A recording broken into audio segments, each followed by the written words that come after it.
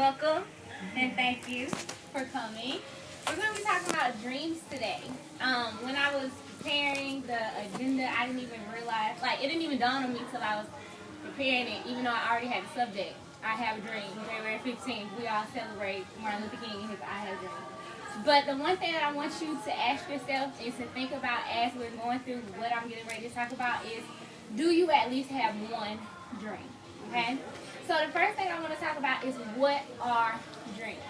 The definition of dreams is a series of images, words, or thoughts experienced while asleep. I know we have daydreams sometimes, so it's not necessarily always while asleep, but more times than not, we do dream while sleeping. But like I said, we daydream. There are a lot of times where just up in the day, we're just thinking thoughts. So I want to keep that in mind as we're thinking about dreams. It's a series of images, it's a series of words, and it's a series of thoughts. Okay? Who do dreams come from? Anybody want to take a guess at who they think? Who dreams come from? I know. Who do dreams come from? I know. The Lord. The Lord. I like that. You got it. She said you got it right. Okay, I want to read something to y'all. And this is going to be an excerpt from Bill Johnson's book. It's called Dreaming with God, actually. And it talks about all desire has a father. It says a good way to remember the intent of the word desire is to break it down by syllables. D means of, and sire means father. All desire is of the Father. And I feel like all dreams come from a place of desire. Okay? The question should not be, are my desires from God? The question should be, with what or with whom have I been in communion? I can commune with God or with the enemy. If I take time to ponder an offense I experienced some years ago, I begin to wonder if God ever judged the person. The desires of vindication or retaliation will stir up in my heart. Why? Because I have been fellowshipping with the father of bitterness, and those desires are the children formed in my heart. If fellowshipping with evil can produce evil desires in us, how much more should it be said that time with God forms desires in us that have eternity in mind and ultimately bring Him glory? So I say all that to say, again, I strongly believe that every dream we have comes from a place of desire within us, and that God has sown that seed of desire and that dream within us, and that we have to gauge that dream by who we are in communion with. Thank you. Okay? Like he says, if we're in communion with God, those desires will continue to be fed by Him. But if we're in communion with the enemy, they will continue to be fed by the enemy. Why do we dream? This is the most important to me. Anybody got their Bible? On the phone. Okay, go to Genesis 20:3. Anybody want to take a stab at why they think we dream? So that the vision can be manifested. Okay, I like it. Why we dream? You have to, I guess that's how it comes to you, so you know what to do. Wait, okay. Because you're in between the spirit world, right? Okay. So it's break it down for me. So it's when your body's rested and your spirit is more receiving. That's good, that's good, that's good. Okay. So what I did was I asked myself, one of a common thing we do is when we're researching something, we always look at the first mention. When we talk about words or saying stuff, we go back to the first mention in the Bible where it says, God said and it was. So we know that words, the first mention or the purpose of words are to create. So one thing I did was I was like, okay, where's the first reference of dreams in the Bible? If y'all could go to Genesis 20, verse 3.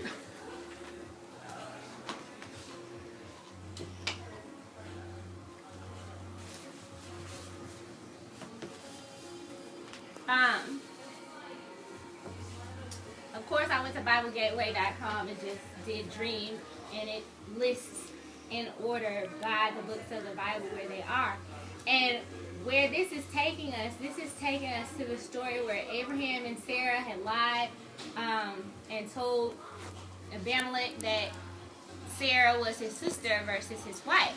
And verse 3 says, "But God came to Abimelech in a dream by night and said to him, Behold, thou art but a dead man, for the woman which thou hast taken, for she is a man's wife." But Abimelech had not come near her, and he said, "Lord, will thou slay also a righteous nation?"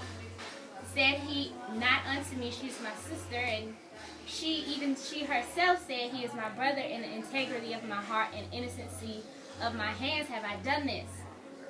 Verse 6, "And God said unto him in a dream, ... The most important thing that I found, and I want to look at a couple of other different scriptures, is that in all dreams, God. So when I asked myself, or when I did the research, why do we dream? It's for God to speak to us.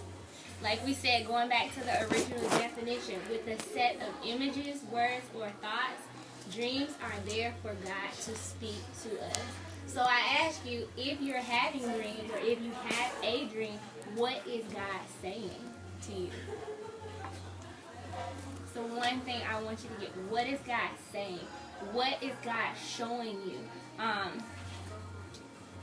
Genesis 28:12.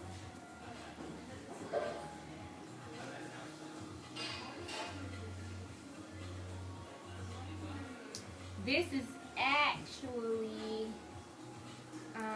Isaac and Jacob and Esau. Story around those three. It says that Jacob, I'm at verse 10. And Jacob went, yes, please don't turn over yet. Oh, I knew. I'm just like, my bad. So that everybody turns over. Yeah. I'm like, am I supposed to write? Not yet. Oh, no, wait, no. Oh, well, you can take notes. Yeah, you can take notes. But there is an assignment as well. Oh, okay. Genesis 28, I'm starting at verse 10. It says, "And Jacob went from Beersheba and went toward Haran. And he lighted upon a certain place and tarried there all night, because the sun was set. And he took of the stones of that place and put them for his pillows and lay down in that place to sleep. And he dreamed, and behold, a ladder set up on the earth, and the top of it reached to heaven. And behold, the angel of God ascending and descending on it. And behold, the Lord stood above it and said," we'll go to Genesis 31:10. Genesis 28, 12. "And it came to pass at the time the cattle conceived, that I lifted up my eyes and saw in a dream, and behold, the rams." Hold on. I gotta keep reading. I went to the wrong one. "The rams which leaped upon the cattle were ring-straked and speckled and grizzled, and the angel of God spake unto me in a dream, saying," okay, Genesis 37 is all about Joseph, I think. No. This might be about Jacob as well. But in every reference that I saw about dreams, it was about what God was saying to the people. So again, I challenge you, when you have these dreams, regardless if it's a dream you're having at night, regardless if it's just a reoccurring thought or reoccurring dream that you have, just like within yourself, that I want to do, this is something I want to do, this is something I want to see, what do you feel like God is saying to you in that dream?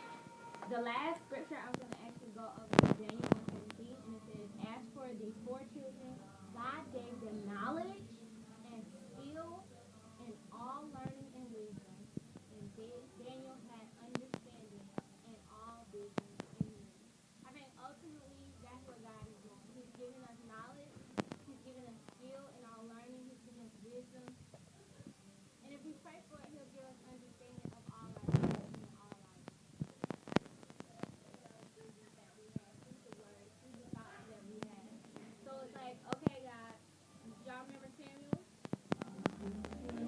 like, well, what are you saying? You know, who was it?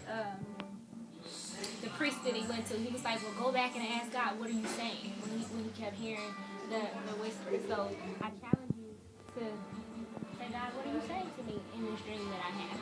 So, how do we dream? If you now go ahead and turn over your paper, I have 2 vision assignments. Okay.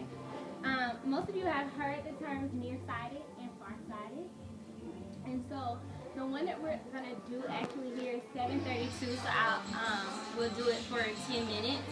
The one that we're gonna do here is the nearsighted vision because we're here. It's near. It's close to us right now. Nearsightedness refers to being able to see near but having difficulty seeing far. So how I want you to practice vision therapy for nearsightedness by completing the following exercise. Make a dream list. If you had unlimited time, unlimited talent, unlimited money, unlimited ability, self-confidence, and support from family and friends, what would you be doing? I want us to take the next 10 minutes to fill out our nearsighted vision therapy assignment.